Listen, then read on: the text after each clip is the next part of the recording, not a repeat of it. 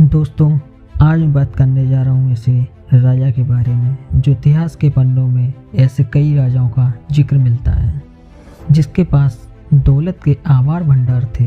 कई राजा तो ऐसे थे जिनकी संपत्ति का अंदाज़ा लगाना बहुत ही मुश्किल था।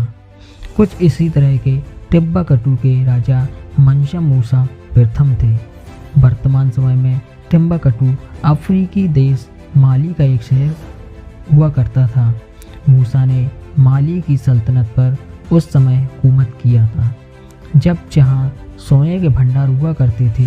ऐसा कहा जाता है कि इस राजा ने शासनकाल में करीब 1000 किलो सोने का उत्पादन होता था। दरअसल मंसा मूसा का असली नाम मूसा कीटा प्रथम था, लेकिन राजा बनने के बाद वो मंसा कहलाए। मंसा का मतलब बादशाह होता है। BBC के मुताबिक मूसा की सल्तनत इतनी बड़ी थी कि इसके अंतिम छोर के बारे में अंदाज़ा नहीं लगाया जा सकता था। आज के मेरिटानिया, सेनेगल, गाम्बिया, गिनिया, बुर्किना फासी, माली, नाइजर, चाड और नाइजीरिया तब मूसा की सल्तनत का हिस्सा हुआ करते थे। 1312 ईस्वी में मंसा मूसा माली साम्राज्य का शासक बना। करीब 25 साल के अपने शासनकाल में उसने कई मस्जिदों का निर्माण कराया था, जिनमें से कई तो आज भी मौजूद हैं। टिम्बकटू का जिंगारेवेर मस्जिद मंसा मूसा के दौर में बनी उन्हीं मस्जिदों में से एक है। मंसा मूसा के जूरी का एक कहानी दुनिया भर में काफ़ी मशहूर है।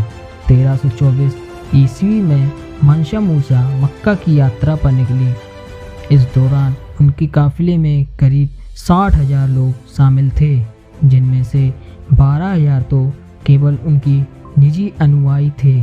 इसके अलावा मंसा मूसा जिस घोड़े पर सवार थे उससे आगे 500 लोगों का एक दस्ता था और सबके हाथ में सोने की एक छड़ी थी।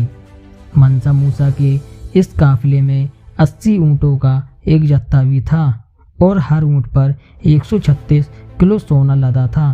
कहा जाता है कि मंसा मूसा इतने उदार थे कि जब वो मिस्र की राजधानी काहिरा से गुजरे तो वहाँ उन्होंने गरीबों को इतना दान दे दिया कि उस इलाके में बड़े पैमाने पर महंगाई बढ़ गई थी।